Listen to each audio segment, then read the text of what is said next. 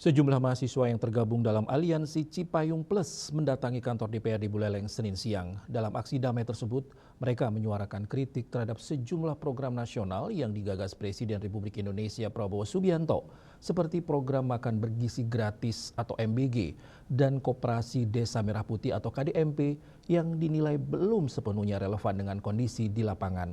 Mahasiswa juga meminta agar pelaksanaan program MBG bebas dari praktek korupsi.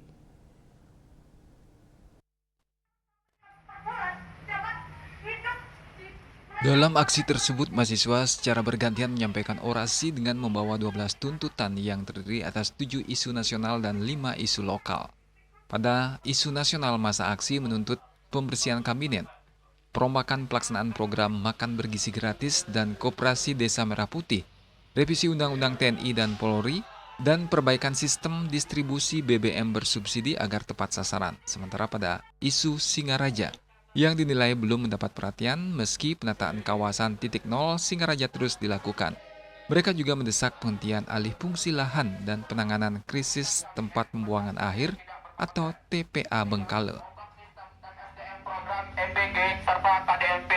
Yang keempat, tolak revisi Undang-Undang TNI dan Undang-Undang Polri. Kelima, selamatkan pendidikan, kesehatan, dan lingkungan hidup. Keenam, sistem distribusi BBM bersubsidi harus tepat sasaran. Yang ketujuh, hentikan kriminalisasi dan representativitas terhadap ruang sipil. Yang pertama yaitu bongkar transparansi proyek Bandara Bali Utara atas ambiguitasnya. Kedua, atasi krisis ekologi TPA Bengkale sekarang juga. Ketiga, stop pajak mencekik, lindungi UMKM dan pebisnis lokal. 4. Alokasikan APBD untuk fasilitas dasar seperti jalan, PJU, dan drainase. Yang kelima yaitu selamatkan subak, hentikan alih fungsi lahan.